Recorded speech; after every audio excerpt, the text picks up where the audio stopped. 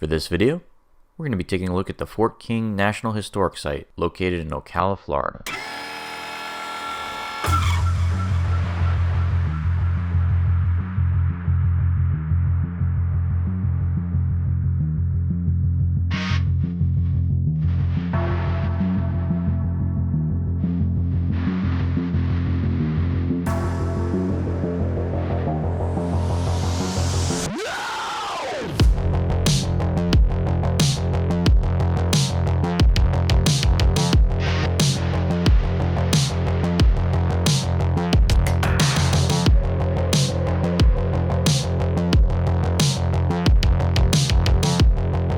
I decided to head down to Ocala, Florida, and I'm kind of exploring the Fort King Historic Site. Now, Fort King is a somewhat infamous historic site because there's some of the country's darkest history is rooted here, at least when it comes to how they treated Native Americans. So the origins of this fort were actually somewhat positive.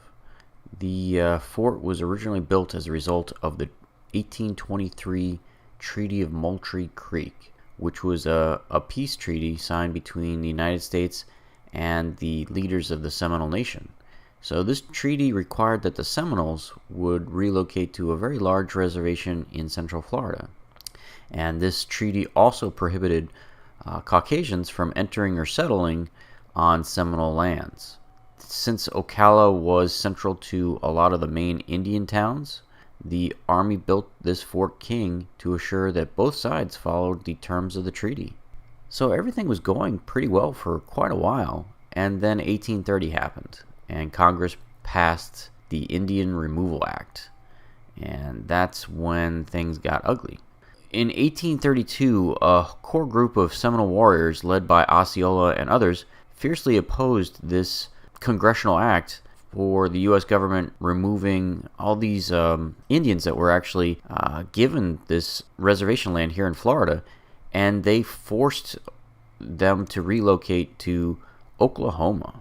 There's really no way to sugarcoat this. The United States really did screw the Seminoles. They had their peace treaty, everybody was happy in 1823, and then Congress basically stabs them in the back 9 years later. This is, again, one of those parts of the nation's history that is pretty much an embarrassment. You know, when you make a binding contract with somebody, a peace treaty, you live up to your end of the bargain. Okay, that's enough of that. Let's talk about the fort itself. So this fort is actually a recreation. The original fort was disassembled over a century ago, so this is a recreation of what the original looked like. What's interesting about this place is it is an active archaeological site, so they are constantly digging here to try to excavate antiquities from the ground. And in the visitor center, they have a lot of the trinkets and tools and muskets and all kinds of stuff that they found in the ground displayed in glass cases there. And then there's a second archaeological center that was built on the other side of the property, and that's where like the researchers are based when they document the different things that they found in the ground. So this is an active site when it comes to the exploration and archaeology of the historic site. So they are planning to make future additions to this place too. They're working on building an actual functional blacksmith, as well as expanding the visitor center and all kinds of things. So this is a work in progress, but what they have here already is pretty impressive. Another nice aspect of this particular historic site is there's no admission fee, no parking fee. You basically can come, and I think they accept donations at the front door, although I didn't see an actual jar for donations, but I made that assumption.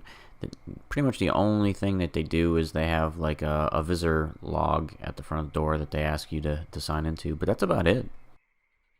There's also some hiking trails and trailheads that surround this fort, so overall there's quite a bit to explore. If you enjoyed today's episode, don't forget to like and subscribe.